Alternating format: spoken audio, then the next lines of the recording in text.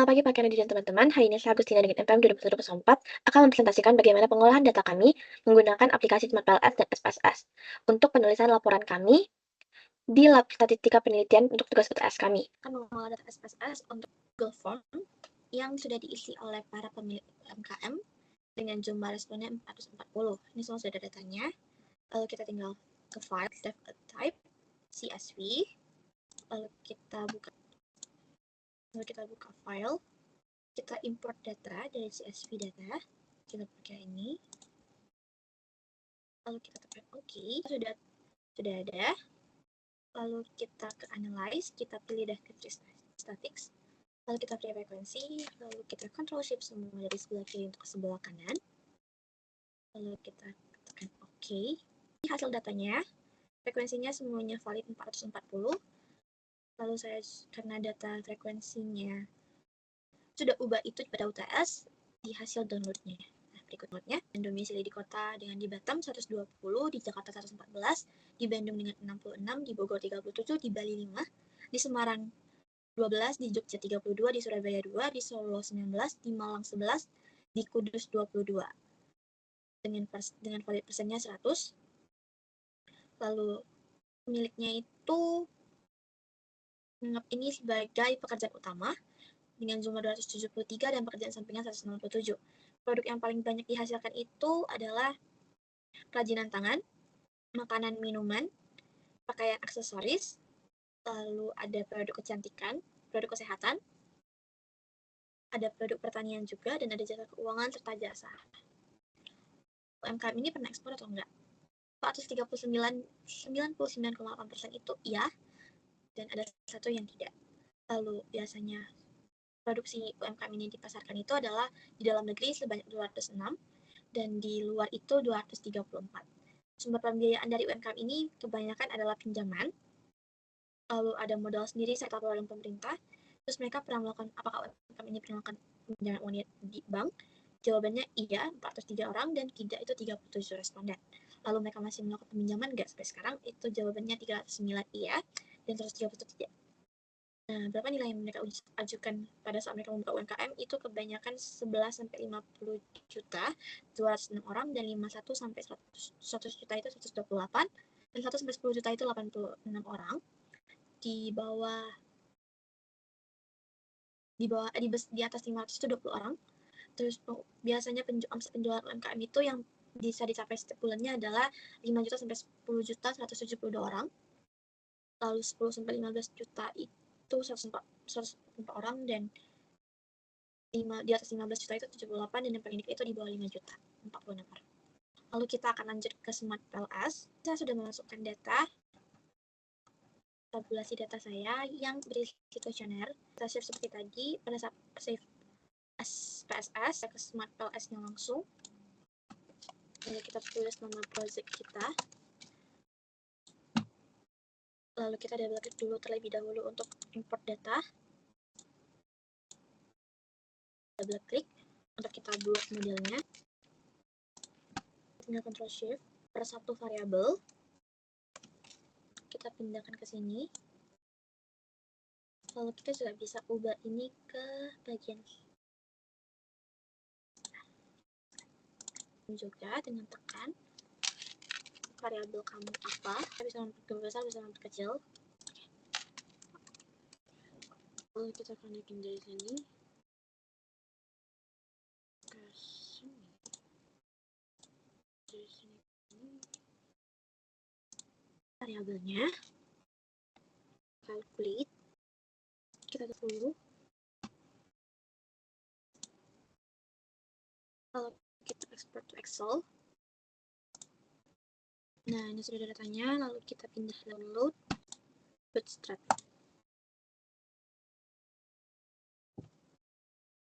Export to Excel-nya. Kita export hasilnya akan seperti ini. Akan laporan hasil pengolahan data saya pada saat UTS dari hasil uji validitas dan reliabilitas saya yang menggunakan Smart PLS untuk memastikan bahwa instrumen penelitian dapat mengumpulkan struk yang dimaksud dengan akurat dan konsisten. PF saya pertama di inovasi pertama 3.000 3,8,74. Di inovasi kedua saya 4,478, di inovasi ketiga itu 5,372. Yang sebenarnya kalau bisa dikatakan itu indikasi merah. Lalu di inovasi keempat saya 4,290, inovasi kelima 4,803, di keenam itu 4,440, yang ketujuh itu 3,89, terus di yang ke-8 itu 4,297, 9 itu 4,672, yang ke-10 itu 4,177, 11 itu 4,830, 4,320, 4,609, lalu 14 itu 4,730, 15 itu inovasi ke-15 itu 4,175, inovasi ke-16 itu 3,830, inovasi ketiga, inovasi ke-17 itu 4,178, inovasi ke-18 itu 4,001. Di competitive advantage-nya itu 3,204, competitive advantage-nya itu 3,675, yang ketiga 3,301, 3,055 di keempat, yang kali terakhir itu di 3,295. Yang di C1-nya itu 4,42, C3-nya 4,402, C4-nya 4,569, C6-nya C6-nya strategi rotation-nya itu 3,823, strategi rotation yang ketujuh itu 3,093, competitive advantage-nya. Lalu aku ulang panjang banget. Kita akan di pembahasan hasil uji validitas dan reliabilitas ini untuk memastikan bahwa instrumen penelitian dan umum konstruk yang dimaksud dengan akurat dan konsisten. Pertama itu ada common method atau VEF. Nah, hasil uji ini masing-masing variabel menunjukkan bahwa hampir seluruh indikator itu memiliki nilai di bawah 5.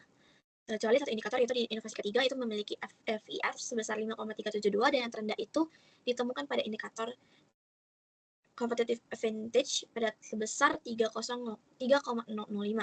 Secara umum, nilai VEF ini berada di bawah angka 5. Jadi, menunjukkan bahwa data bebas dari common method biasanya tidak terdapat masalah multikolinearitas. Namun, terdapat satu indikator dengan nilai VEF sedikit di atas 5. Tapi, kata pendapat Hasibun ini, dia masih dalam batas yang tidak diterima. Karena menyatakan bahwa nilai VEF itu di bawah 5 atau bahkan di bawah 10. Dapat dikatakan tidak mengandung gejala multikolinearitas. Sehingga dapat disimpulkan bahwa dari 44 indikator, seluruh variabel valid dan dapat digunakan untuk analisis lebih lanjut. Lalu di sini juga ada validitas konvergen, ada outer loading. Jadi outer loading ini membentuk konstruk lattice secara keseluruhan. Inovasi itu diukur dari inovasi 1 sampai 18. Seluruh indikatornya itu memiliki nilai outer loading itu di atas 0,70 dengan kisaran antara 0,846 sampai 0,093. Hal ini menunjukkan bahwa seluruh indikator inovasi itu dapat dinyatakan valid dan mampu mempresentasikannya konstruk inovasi secara konsisten. Lalu competitive advantage itu dari B1 hingga B5 di antara 0,874 hingga 0,909. Dengan demikian, indikator itu dianggap valid. Lalu strategi orientation itu dari C1 hingga C11 dari 0,853 hingga 0,888. Lalu akses to credit itu dari D1 hingga D10 memiliki nilai outer loading itu di atas 0,70 dengan 0,855 dan 888. Sehingga dari hasil analisis dari laporan kami itu tidak terdapat indikator dengan nilai outer loading di bawah 0,50. Lalu ada AV. Di sini AV itu merupakan ukuran yang digunakan untuk menilai validitas konvergen. Nah, itu sejauh mana indikator mampu menjelaskan variabilitas dari konstruk yang diukur. Nilai AV untuk masing-masing konstruk menunjukkan hasil yang baik, yaitu di atas batas minimum 0,50. Pada nilai AV pada konstruk inovasi itu sebesar 0,754, competitive advantage-nya itu 0,761, strategi orientation-nya juga 0,761, dan competitive access credit-nya itu 0,782. Sehingga dapat dikatakan bahwa seluruh konstruk dalam model itu telah memenuhi validitas konvergen dan dapat dinyatakan untuk analisis lebih lanjut. Lalu untuk cross loading-nya itu menunjukkan bahwa indikator memiliki nilai loading yang lebih tinggi terhadap konstruk yang diukur jika dibandingkan dengan nilai loading ada pada konstruk lainnya. Sebagai contoh nih, indikator inovasi bagian ketiga itu memiliki nilai loading tertinggi pada konstruk inovasi yang lebih tinggi daripada nilai loading pada konstruk lainnya. Sehingga meskipun demikian menunjukkan nilai loading itu relatif dekat setiap ada konstruk inovasi dan strategi orientation, perbedaan nilai tetap ada menunjukkan bahwa indikator tersebut lebih mempresentasikan konstruk asalnya. Demikian dapat disimpulkan bahwa seluruh indikator itu dalam model telah memenuhi kriteria validitas diskriminan dan tidak terjadi tumpang tindih. Lalu juga ada Vonnegut, di mana validitas ini itu mengukur sejauh mana suatu konstruk dapat dibedakan dengan konstruk lainnya dalam model. Berdasarkan hasil analisisnya ini, nilai akar AV ini, inovasi memiliki nilai akar AV sebesar 0,468 yang lebih tinggi dibandingkan dengan korelasinya dengan AOC 0,968. Competitive advantage-nya ini 0,972 dan strategi orientation-nya itu 0,976. Hal ini menunjukkan bahwa indikator pada konstruk inovasi itu lebih mempresentasikan konstruk tersebut daripada konstruk lainnya.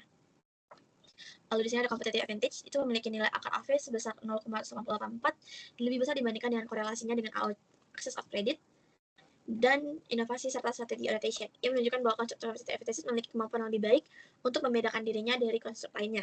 Strategi orientation-nya itu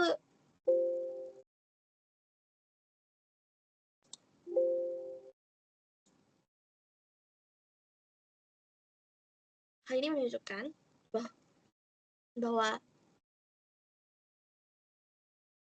strategi orientation ini memiliki nilai AV sebesar 0,172 yang lebih tinggi dibandingkan dengan korelasinya dengan access of credit 0,964. Competitive advantage-nya itu 0,971 dan inovasi 0,976. Hal ini menunjukkan bahwa konstruk strategi orientation itu dapat dibedakan dengan jelas dan konstruk lainnya, sehingga validitas diskriminannya terpenuhi. Access of credit-nya itu memiliki nilai akar AV sebesar 0,172 yang lebih tinggi dibandingkan dengan korelasinya dengan competitive advantage 0,953 dan innovation 0,964 dan strategi orientation 0,964. Ini menunjukkan bahwa konstruk AOC telah memenuhi kriteria access of credit atau memenuhi kriteria dalam validitas diskriminan.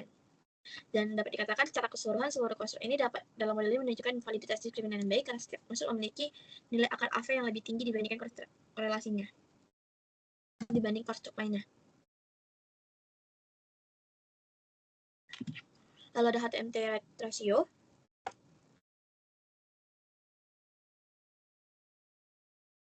Validitas diskriminan yang melakukan nilai heteronoid monotrade rasio ini di masa ini ditunjukkan bahwa validitas diskriminan di bawah 0,97. Namun nilai HTMT yang dimiliki oleh saya itu melebihi 0,90 yang mengindikasi bahwa konstruk-konstruk itu diuji mungkin tidak cukup berbeda satu sama lain. Dalam hasil analisis, beberapa nilai HTMT ini ditemukan melebihi angka 1 yang menunjukkan adanya potensi masalah validitas yang diskriminan karena konstruknya tersebut lebih mirip. Oleh karena itu, disarankan untuk mengevaluasi kembali definisi konseptual maupun indikator.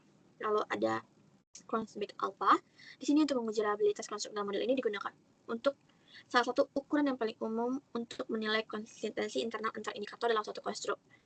Menurut Wizazaza, nilai Cronbach alpha ini melebihi angka 0,70. Jadi hasil menunjukkan bahwa seluruh konstruk dalam penelitian ini menunjukkan nilai Cronbach alpha ini di atas ambang batas yang berarti setiap konstruk menunjukkan konsistensi internal sangat baik. Lalu ada composite reliability. Di sini selain uji coba Cronbach alpha, reliabilitas ini juga dipenuhi oleh composite reliability atau CR. Hasil uji ini menunjukkan bahwa seluruh konstruk ini dalam penelitian nilai composite reliability di atas 0,70. Nilai tertinggi itu ada di innovation sebesar 0,982, diikuti oleh strategi orientation 0,972 dan access to credit itu 0,970, dan terakhir itu ada di competitive advantage. Jadi hal ini mengindikasikan bahwa seluruh konstruk memiliki reliabilitas tinggi dan konsistensi internal yang baik serta layak digunakan dalam analisis struktural. Kompetitif ini berpengaruh positif dan signifikan terhadap akses terhadap kredit karena original sampelnya itu 0,299. 0,290 itu di sampel min-nya dan STDFV-nya itu ada di 0,103 dan statistiknya itu ada di 2,805 p-value. Innovation ke competitive advantage itu juga signifikan positif karena dia ada di original sampel 0,972, sampel min 0,972 dan standar STDVI-nya itu di 0,05 dan statistiknya itu ada di 12,8584. Lalu path convenience-nya juga untuk inovasi dan strategi orientation-nya itu juga memiliki signifikan positif karena nilai koefisiennya 0,84 dan P-nya 0,00. Sehingga dalam konteks ini, strategi yang memiliki pengaruh positif dan signifikan terhadap akses kredit memungkinkan UMKM untuk menjelaskan strategi bisnis mereka. Lalu di spesifik indexnya juga memiliki hasil yang signifikan positif dengan original inovasi ke competitive advantage. Lalu melalui inovasi ke competitive media spesifik, indirect spesifik itu harus dikatakan mediasi. Jadi mereka tidak langsung. Di sini inovasi itu berpengaruh positif melalui competitive advantage terhadap strategi access of credit. dengan original sampelnya itu 0,81, sampel mean-nya itu 0,282, dan SEDEV-nya itu 0,100, dan t-statistiknya itu 2,795, dengan p-value-nya itu 0,05. Lalu juga spesifik indirect yang kedua itu inovasi, berpengaruh signifikan positif melalui strategi adaptation terhadap access of credit, yaitu dengan original sampelnya itu 0,667, 0,665, 0,102, dan 0,243. Sehingga kemudian dapat dikatakan 6 variabel saya memiliki hasil yang valid dan berpengaruh signifikan positif. Lalu di sini juga ada R-square. Di sini secara keseluruhan ketiga variabel ini sangat berpengaruh dengan strategi adaptation yang sebagai faktor paling signifikan, diikuti oleh competitive advantage dan access of credit. Karena R-square ini merupakan ukuran statistik yang menunjukkan proporsi variansi dalam variabel dependen yang dapat dijelaskan oleh model regresi. Lalu di sini juga ada SRMR, di mana ini merupakan ukuran yang digunakan untuk menilai kecocokan model dalam analisis statistik, khususnya pada model pengukuran model atau model struktural. Nilai SRMR yang lebih kecil menunjukkan bahwa model diestimasi memiliki nilai fit yang baik, artinya model dapat menjelaskan hubungan antar variabel dan lebih akurat. Di sini tuh ada hitungannya, yaitu goodness M, terus lalu dibagi dengan variabel kita, lalu dikali dengan R-square 3, lalu di sini ada hasilnya 0,765 dikali 0,944. Lalu hasilnya 0,71828 itu adalah 0,8946. Lagi of ini jauh melampaui batas kategori besar yang mengindikasi bahwa model ini memiliki kecocokan yang sangat baik. R pangkat 2 yang tinggi ini menunjukkan bahwa model efektif dan dalam menjelaskan lebih dari 84% dari statistik data, sehingga memperkuat validitas model dalam prediksi. Mohon maaf bila ada kesalahan kata atau kalimat. Terima kasih.